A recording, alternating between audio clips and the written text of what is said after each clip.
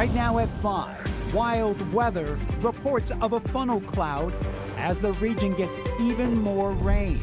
The vote is final. The sheriff is out. There is no joy in firing the sheriff, and it comes only after arduous review. We are going to fight this till the end. It's unconstitutional what they're doing to me. After allegations of harassment and retaliation, how does this county now move forward? All eyes on San Francisco with Dreamforce underway, but while AI is center stage, safety is also making headlines. That is the number one thing that's on my mind, safety. As the mayor touts new numbers in the fight against crime. And come with us to Union City for a lesson in boxing. He kind of changed the boxing game. He introduced speed and power at the same time. Show the world that we matter. We're somebody. Meet the collector and the historian with the untold story of a Filipino champion. CBS News Bay Area Evening Edition with Ryan Yamamoto.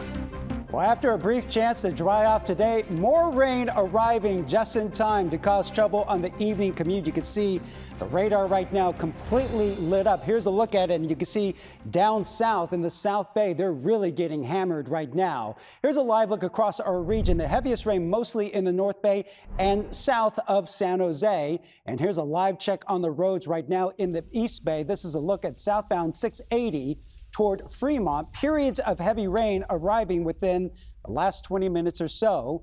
Those driving conditions could get even worse as the evening moves on. And take a look at this.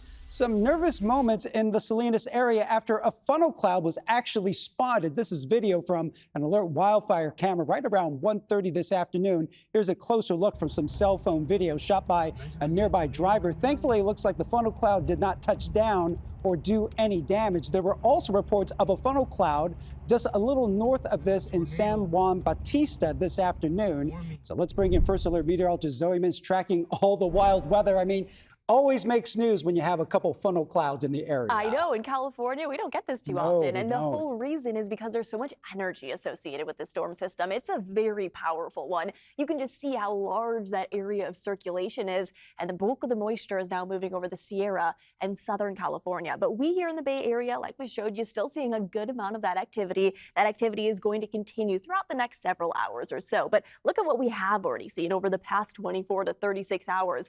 A lot of rainfall, anywhere from a half of an inch in San Francisco. Downtown actually picked up a little bit more than that, to well over an inch across a lot of the Bay. From our North Bay communities like Santa Rosa and San Rafael picked up well over an inch, to San Jose, an inch and a half of rain in the past 24 to 48 hours. That was awesome. But farther south, places like Salinas, that's actually where we did see that funnel cloud. So let's take a closer look at the funnel cloud and kind of show you exactly what happened, because it was just to the east of Salinas that this strong thunderstorm developed, this area in red.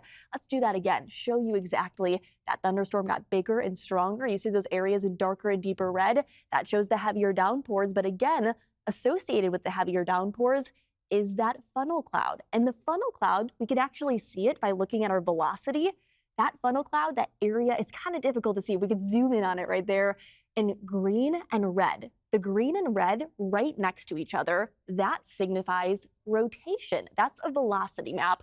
It shows the rotation around that tiny little thunderstorm cluster, and that's really all we saw. No tornado, just a funnel cloud, but just shows you the amount of energy that we have. More thunderstorm activity is possible overnight and into tomorrow. And I'll let you know when drier and warmer weather will be arriving coming up in my full forecast. Back to you. All right, thanks, Zoe. Now a look at some early snowfall up in the Sierra. This is at Donner Summit, where there was a nice dusting of snow that has covered the mountaintops right there. We have not seen any heavy snowfall just yet, but the winter-like conditions are creating some buzz amongst businesses. The weather is changing. It's colder. I can feel it when I have to start my car in the morning. It takes a little longer to warm up, and yeah, get your winter jacket on and praying for snow. And the storm door is open. I know there's another system coming, so keep your eyes out for that. And right now, there are no chain control requirements for drivers on I-80, and all this rain and snow has just about extinguished the fire threat. Coming up at 5:30, we're going to show you how CAL FIRE is taking advantage of the break and working to protect Bay Area communities. Now to our other top story. The embattled sheriff of San Mateo County has been fired, putting an end to a year-long scandal surrounding the sheriff's office. An independent investigation last year revealed allegations of abuse of power, retaliation against staff, and conflicts of interest that led to a special election in March when voters granted supervisors the power to remove her, Christina Corpus, from office. Then last week, an independent retired judge released an opinion concluding Corpus did violate laws relating to her duties. That brings us today, when the Board of Supervisors had the final say. Our Katie Nielsen caught up with the former sheriff in a one-on-one interview. So let's go live to Katie right now in San Mateo County. Yeah, Ryan, former Sheriff Corpus did not acknowledge any of the actions that led to the alleged firing today. She also did not speak to the impact that this entire tumultuous process has had on the sheriff's department itself, and her statements were defiant as she spoke to the Board of Supervisors.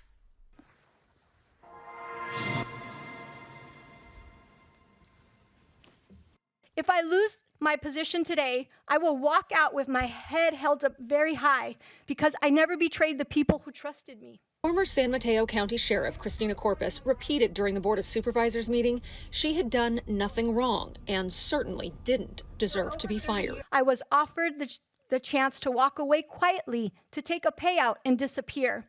I refused. Last week, an independent hearing judge ruled Corpus created a conflict of interest by carrying on a close personal relationship with her former chief of staff and pushing him to be promoted to positions he wasn't qualified to hold, as well as retaliating against two other members of the department, one of which was the Deputy Sheriff's Union president, who she ordered to be arrested. He was ultimately never charged with a crime. I had high hopes for Sheriff Corpus.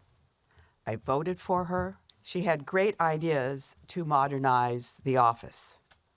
So it's tragic to see her time as sheriff come down to this.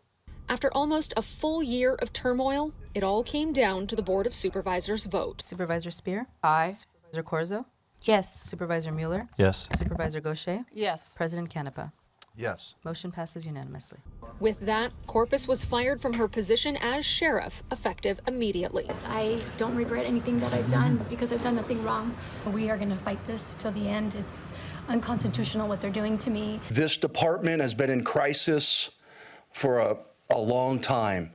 And I hope with today, for our sheriff's department, it brings healing, not only to the folks who work there, but to our community. We will learn from this experience that there has to be very serious oversight of the sheriff's department moving forward. Now, we've actually heard rumblings here at the county building this afternoon that Corpus decided to retire after that vote. So I actually spoke with Board of Supervisors President Dave Canepa and asked, is that even possible? Can she do that? And he said, according to the county charter, she can, but he couldn't confirm whether or not she actually did retire. But if she did, it would mean that she would still be eligible for her full pension as well as health care benefits. Okay, Katie Nielsen live in Redwood City. Thank you very much. And Under Sheriff Dan Perea will lead the department until an interim sheriff can take over. In Kaiser, healthcare workers walking off the job this morning for a 5-day multi-state strike. Union members marching with signs in front of both Oakland and Santa Clara medical centers. Unfortunately, the management doesn't want to negotiate any further than this, and so we're stuck in a place where we're on two different sides. We want to collaborate, we want to engage and bargain further, and this is a point to try to help escalate the situation. More than 30,000 workers hit picket lines all across California and Hawaii, marking the largest strike in the union's history. They are demanding better pay, a stronger voice in shaping the future of health care, and safer staffing levels. One nurse said a quarter of her peers have left Kaiser over the past years, leading to burnout. What a staff shortage looks like to me is that I'm working extra hours, I'm working extra shifts, and of course over a long time that's really hard on morale. So that's what the staffing shortage looks like to Kaiser patients, is that they actually can't get the appointments, the surgeries that they need and that they pay for. Kaiser issued a statement today refuting the union's claims, writing in part, they say Their goal is to protect patients by ensuring better care and staffing, but the real issue is wages. Their claims about Kaiser Permanente's quality and staffing don't reflect the facts. Alliance represented employees work closely with us every day in teams focused on improving care. Now to the latest from the Middle East, where the fragile peace between Israel and Hamas is already showing signs of cracking. Natalie Brand on the new tension over the return of bodies of the slain hostages. President Trump, sir, is Hamas holding up their end of the deal, sir? Find out. President Trump says Hamas needs to abide by the agreement to return all of the hostages who died in captivity. I want them back. That's what they said. I want them back. The remains of just 4 were handed over to the Red Cross Monday. Families of the hostages are demanding immediate returns of the others. In no way we're going to stop before we get all the hostages. Israel is calling that a violation of the agreement and is responding by cutting in half the number of trucks delivering aid into Gaza. But retrieving the bodies may not be that simple. Maybe under the rubble, considering the intensity of the conflict over the last days, particularly in Gaza City. President Trump, who arrived back to the White House overnight, says he's committed to his 20-point peace plan. He says the next phase will focus on rebuilding Gaza. Restoring the basics of a good life. We're going to have a lot of money coming into Gaza and a lot of rebuilding and building. It's not so much rebuilding, it's really building. The World Bank and others estimate the price tag could exceed $50 billion. What is needed in Gaza today is monumental, and every single country around the globe needs to chip in to make it a livable place for its people. The plan calls for a demilitarized Gaza with regional and international partners helping develop a security force to protect civilians. And the plan also calls for a temporary apolitical committee of Palestinians and international experts to govern Gaza. The timeline for creating that remains unclear. Up next at 5, tens of thousands of visitors arriving in San Francisco for the Dreamforce conference after the hosts sparked a heated debate over public safety. Well, today, the mayor says Mark Benioff has it all wrong, and he's got the proof. And a potential game changer for Californians with severe food allergies. The new rules aimed at making sure customers do not get any unwanted surprises. Plus, we'll take you to Southern California, where evacuation warnings have been issued for residents who lived through the devastating January wildfires. The last time it rained this hard, we were evacuated, and there was an enormous amount of mud that came down.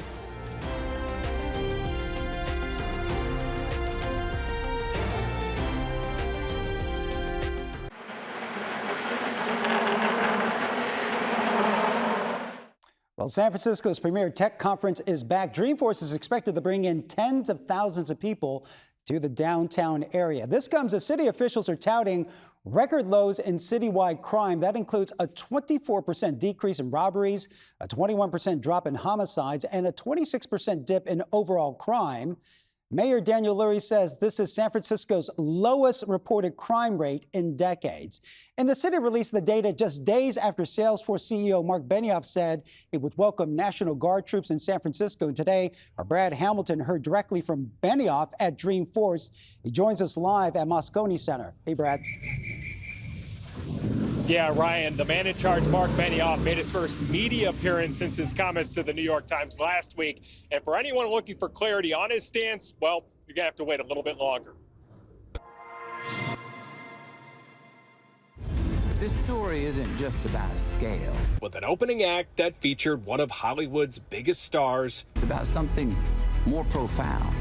Dreamforce 2025 kicked off with plenty of glitz and robo-glam. But as Salesforce CEO Mark Benioff plays host to one of the biggest AI conferences in the world, recent comments he made about the host city itself came with him to his first appearance in front of the media.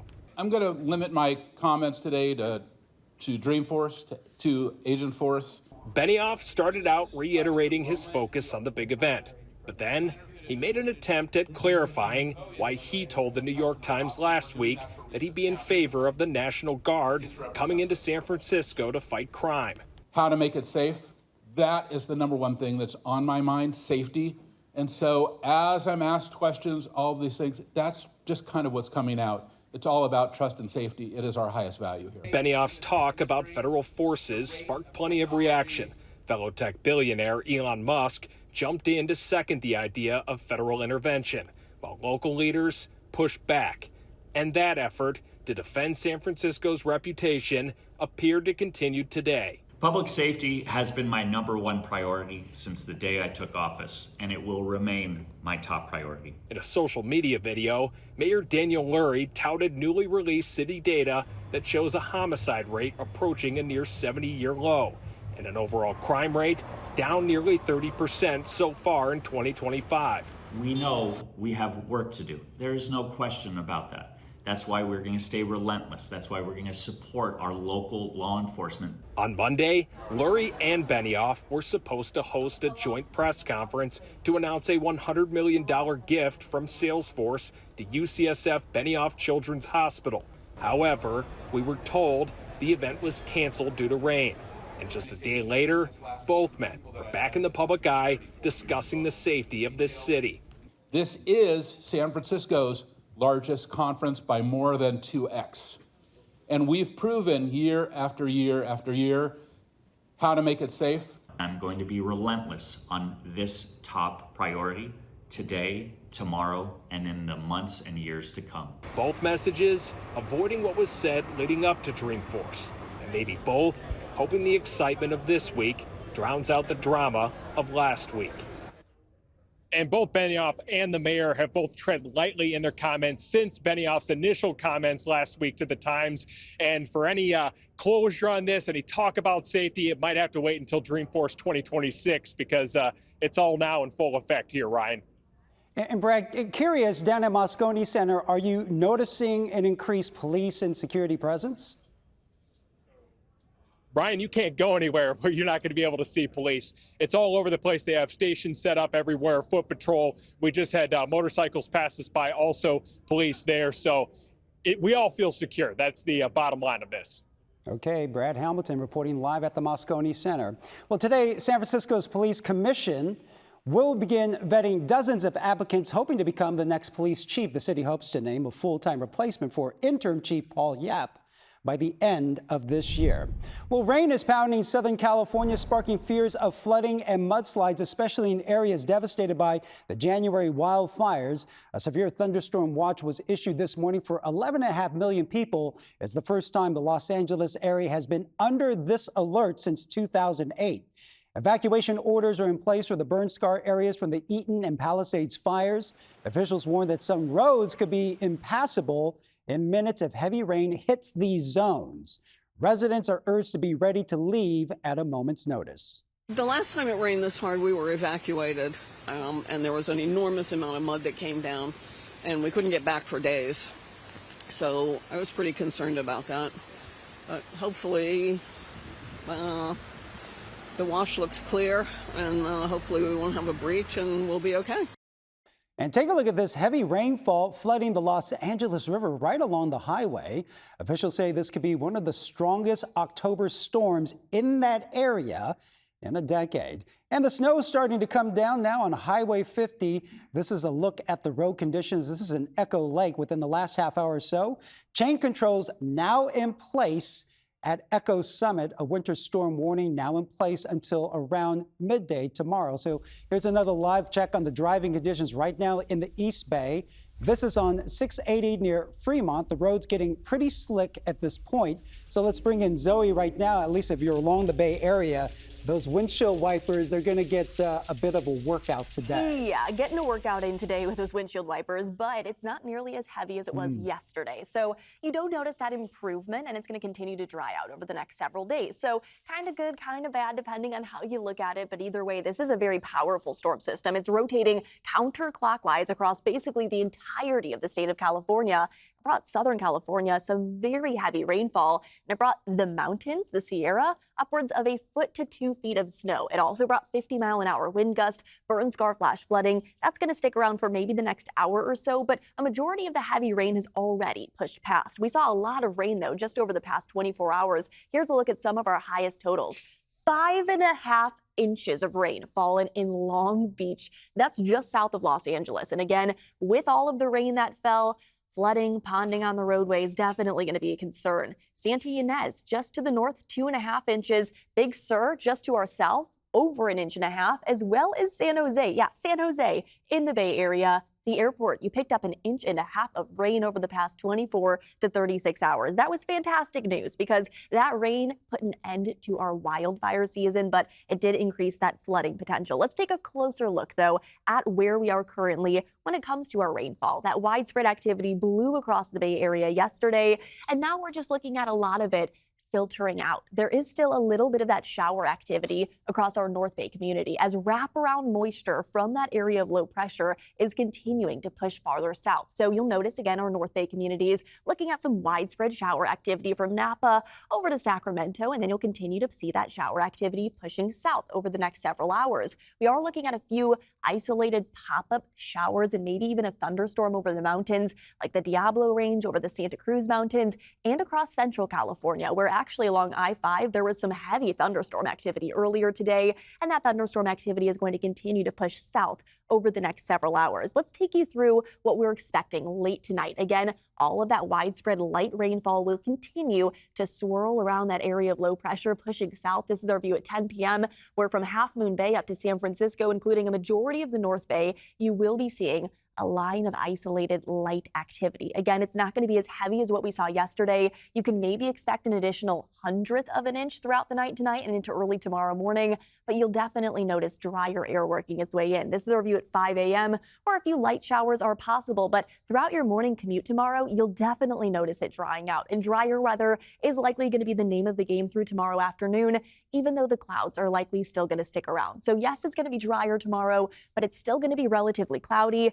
Those high temperatures are going to be likely below average across most of the Bay Area. So keep that in mind. Those temperatures are going to stay below average, slightly below average over the next several days. So that is kind of where we're heading over the next day or so, drying out, warming up, and overall, the pattern is going to change very, very quickly. Like I said, maybe an additional 1/100 of an inch or so throughout the night tonight and into early tomorrow, but the total's not nearly as high as what we saw yesterday, where anywhere from 1/2 of an inch to over an inch and a half of rain fell, and we can still expect an additional 1/2 foot of snow on the highest elevations of the Sierra. So a lot of snow, a lot of rain on the way, but again, that is all going to come to a quick end by the time that we step out into mid to late this upcoming week. Little to no chance of any additional rainfall. That's going to allow our high temperatures to warm up. We'll be back to seasonable by the later parts of the week, and then above average temperatures back into the 80s by the time that we step out Saturday. So some beautiful weather is just around the corner. If you've been missing the heat, it is on the way, I promise you, but we still have to get through the rest of today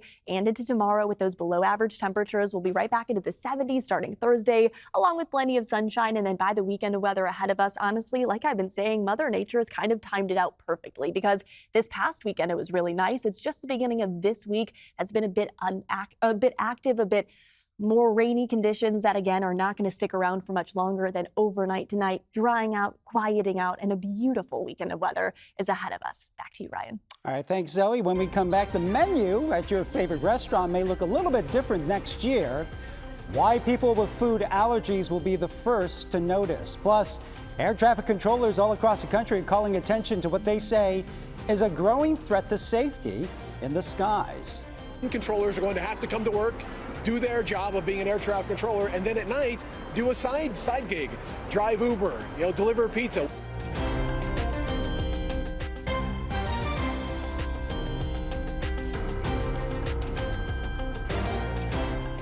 A live look at the state capitol where Governor Newsom signed a new bill making insulin more affordable. It caps insulin copays at $35. That bill was authored by State Senator Scott Wiener. He says about 4 million Californians are living with diabetes. 2 years ago, Wiener brought forward a similar bill, but Newsom vetoed it. The governor said the state had a contract to start making its own insulin at $30 a month, but that plan fell behind schedule. Well, starting next year, chain restaurants in California will have to disclose food allergens on their menus as part of a new food transparency law signed by Governor Newsom. The law will apply to businesses with at least 20 locations. Advocates say this will make it safer and less stressful to eat out. But the California Restaurant Association says it will be costly and burdensome for businesses. California will become the first state to implement this requirement, according to the National Health Institute. 1 in 10 adults has some sort of food allergy. Up next, with the rain reducing the fire threat, CAL FIRE is turning its attention to the future. We're clearing 10 feet off the roadway to make our emergency response a lot easier than having to deal with overhanging branches. We're going to show you how they're working to protect Bay Area communities for many fire seasons to come. Plus, the latest escalation in the trade war that has American consumers caught in the middle. And 100 years before there was Manny Pacquiao, there was a little-known fighter named Pancho Villa. Meet the East Bay artist keeping his legacy alive through a collection of photos.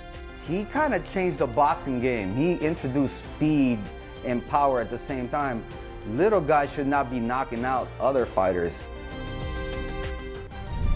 Right now at 5:30, another round of rain hitting the Bay Area during the evening commute. These recent storms essentially putting an end to the fire threat for a while, and that has prompted Marin and Sonoma counties to lift their bans on burning debris. And today, CAL FIRE crews use the wet weather to make headway as fire threats remain year-round. Suji Nam tagged along as crews perform fire mitigation work near the Russian River.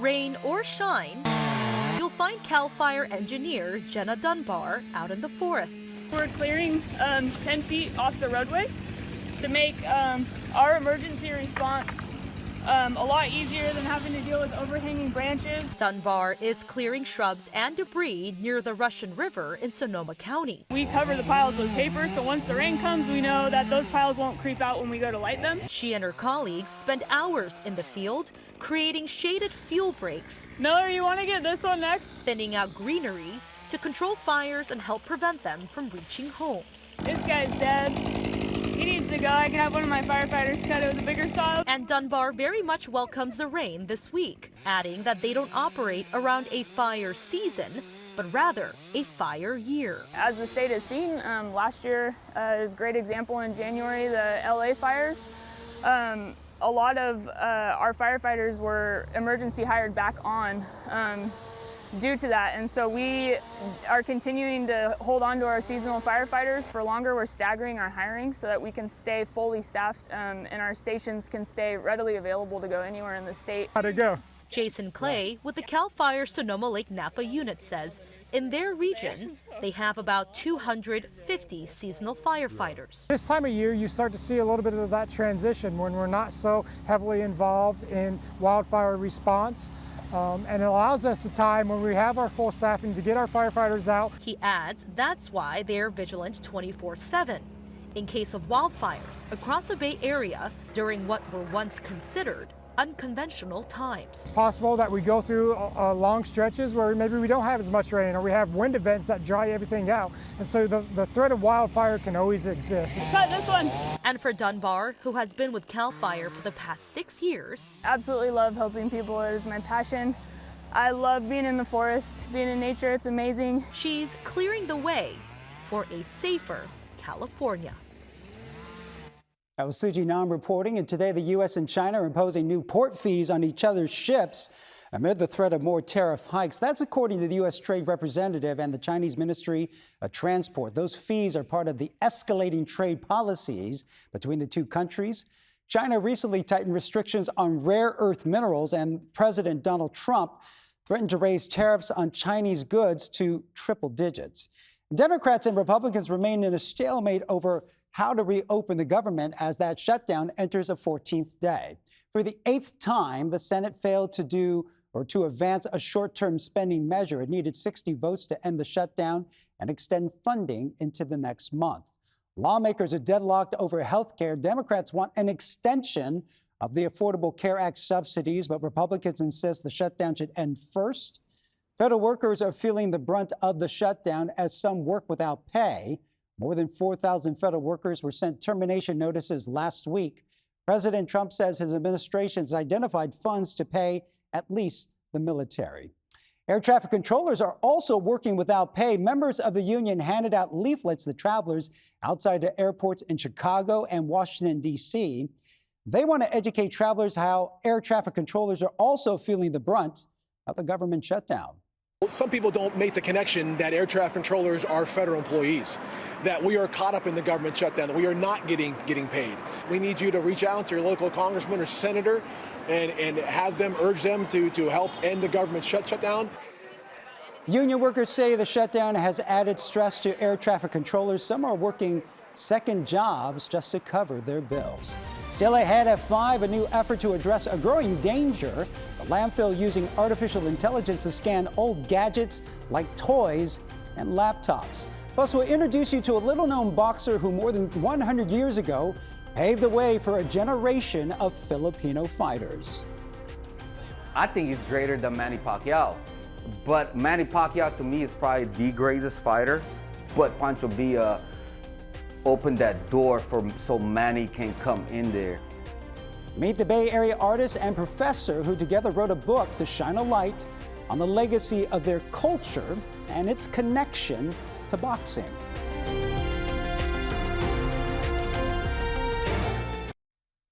Well, as we recognize Filipino American History Month, when you think of great boxers from the Philippines, the first name that pops up is Manny Pacquiao, considered one of the greatest of all time, winning 8 division titles. But long before Pacquiao, there was another Filipino fighter named Pancho Villa, who more than a century ago put Filipino boxers on the worldwide map before stepping into the ring for his final fight right here in the Bay Area.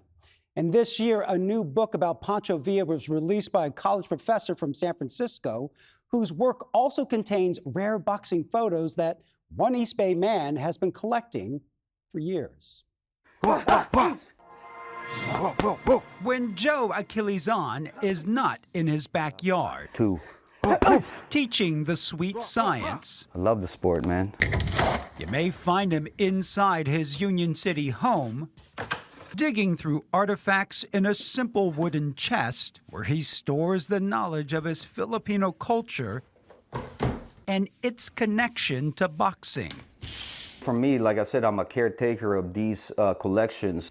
A collection of memorabilia and photos he has curated for more than 15 years. To me, they're priceless. Priceless images of a boxer named Francisco Pancho Villa Guiado, who in September of 1922 knocked out Johnny Buff to win the American Flyweight Championship. He kind of changed the boxing game. He introduced speed and power at the same time. Little guys should not be knocking out other fighters. A little guy who then became a big global sensation. In this rare film footage, Pancho Villa is seen knocking out Welsh-born Jimmy Wilde in New York City, knocking him out in the 7th round.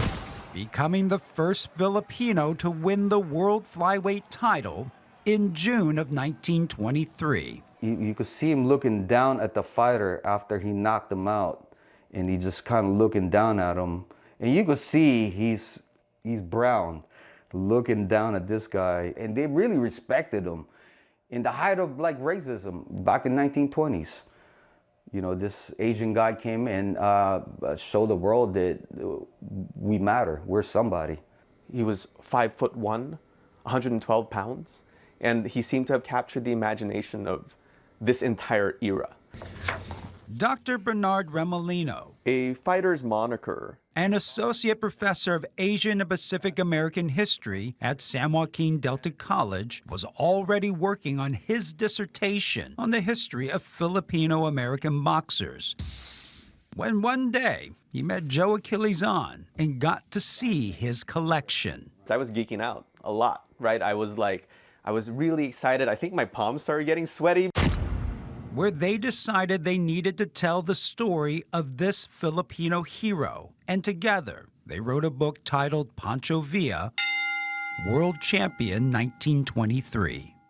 It felt like we were driven by something greater than us. It's our story, and I feel like it needs to be told. Pancho Villa was a native of the Philippines. We can think of Pancho Villa as this flashpoint. Winning of the flyweight championship in 1923 as a watershed moment in the history of sport, in the history of boxing, in Filipino-American history. And that speaks to sort of that cultural importance. And it speaks to the social impact that was having.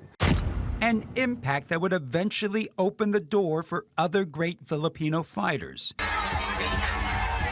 including the most famous boxer to come from the Philippines, Manny Pacquiao. I think he's greater than Manny Pacquiao. But Manny Pacquiao, to me, is probably the greatest fighter. But Pancho Villa opened that door so Manny can come in there. The first one's always the hardest one. If we're looking at the long historical thread of how Filipinos show up in the popular imagination as viable fighters and as champions, Pancho Villa really ignited the imaginations. And Jimmy Wild falls far on his... Imagination to reignite the Filipino-American community through the pages of Bernard's words. Filipino-American history is American history.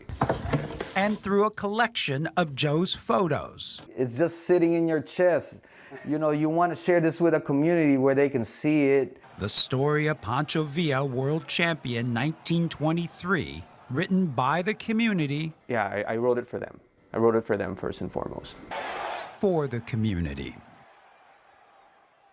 And after defending his title several times, Pancho Villa's final fight was 100 years ago on July 4th, 1925. These are photos of the bout at the Old Oaks Park in Emeryville.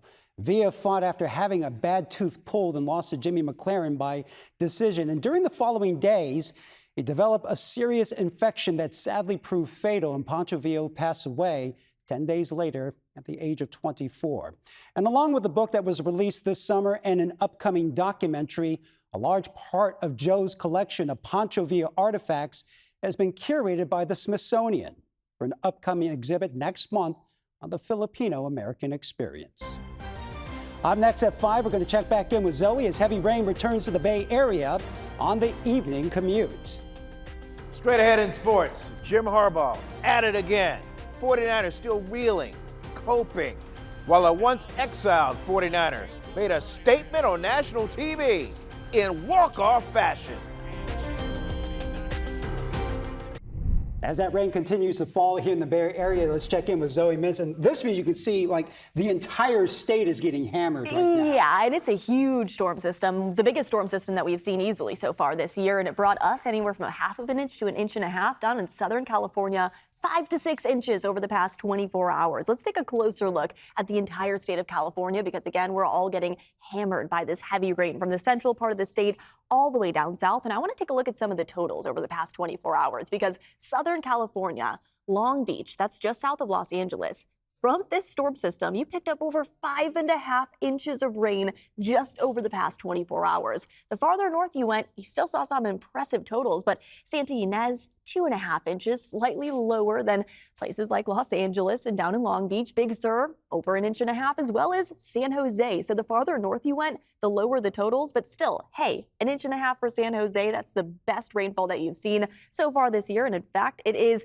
one of the record wettest October days that you've ever seen in San Jose. So it's really interesting to see how much rain fell over the past 24 hours just across the entire state of California. But let's take a closer look at the Bay Area and show you some of these totals because even down in Monterey, you picked up nearly 1 inch, but over 1 inch from Hollister to Santa Cruz, San Jose, Livermore, Half Moon Bay, San Rafael, Napa, Santa Rosa. All of those locations saw over 1 inch of rain just over the past 24 to 36 hours. And even San Francisco, we saw over 1/2 inch. Hey, that is better than we have seen in a long time. But as you can tell, as we're stepping out this afternoon and evening, you definitely notice much weaker rain as we step out. That rainfall that was the heaviest yesterday has pushed off well to our south.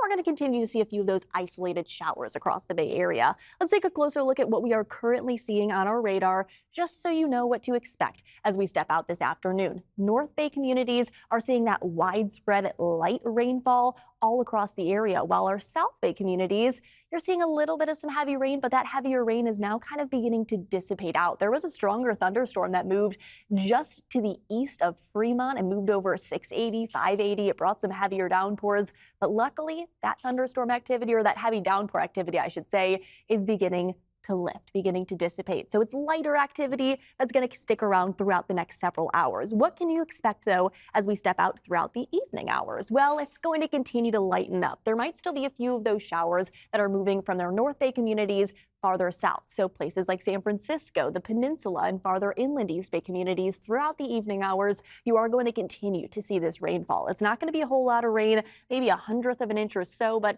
it's something that's going to keep those windshield wipers going for any evening plans. Overnight tonight, as you can tell, that shower activity continues to get lighter and lighter to serve you at 5 a.m. So if you wake up really early, you might still be seeing a few of those lingering sprinkles, but most of us on our early morning commute, you should be good to go early tomorrow. It's only going to continue to dry out more and more through the afternoon and evening hours. There is still going to be widespread cloud coverage across the Bay Area tomorrow, even with drier weather. So don't expect those high temperatures to warm up all too much. Tomorrow afternoon, those highs are going to be sitting in the 60s across most of the Bay Area. It's still going to be another well below average day. So yes, it's going to be drier, but it's not necessarily going to be all too much warmer. By the time that we step out into Thursday, though, look at those colors change. You'll notice those deeper and darker oranges and reds. Those signify the upper 60s and 70s returning to the forecast. So it's going to continue to warm up through later this week as more sunshine emerges, and those temperatures are going to even warm up into the upcoming weekend. So it's perfect timing for anyone with outdoor plans.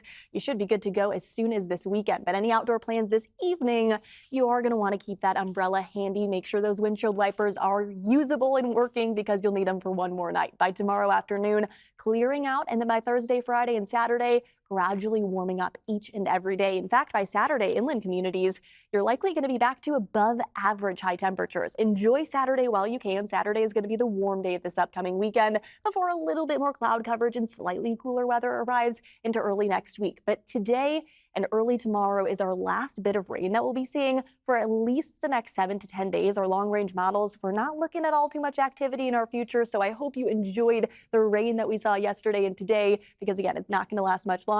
And get ready for sunnier skies and warmer weather into the late week. Back to you, Ryan. Can't wait for that sunshine. All right, thanks, Ellie. Coming up at 6 o'clock, it was just a few months ago when flooding sent a home sliding into the Russian River. We're going to hear from neighbors up in Sonoma County who say their community is ready for the next big storm. Plus, politicians always bang the drum for more housing, but we're going to hear from a local developer who says their policies are actually preventing home construction all across Silicon Valley, and why naturalists are so excited about this simple yellow flower spotted in East Contra Costa County. The news at 6 with Julia Goodrich is coming up in about 10 minutes. Now let's head to Vern for a look at sports. KPIX Sports is powered by Kia. Learn more at kia.com. Kia, movement that inspires. NFL up top, and the 49ers set to turn the page after a forgettable Sunday. The loss to Tampa was bad enough, but losing Fred Warner was the big knockout punch. On this first quarter play, Warner broke his ankle. And All-Pro Fred had surgery and will miss the rest of the season. They lost Nick Bosa 3 weeks ago, but Warner ran the defense. There's no replacing them, and a young defense knows they have no choice but to step up. The Falcons Sunday is no gimme. You know, one of my goals was to be a leader, and, you know, I'm in a bigger spotlight now, you know, now that Fred is down, Bosa's down, you know, so, I mean, I got to be, you know, that guy. I'll take it on my shoulders to try to, you know, keep his spirit out there, you know, keep his energy out there.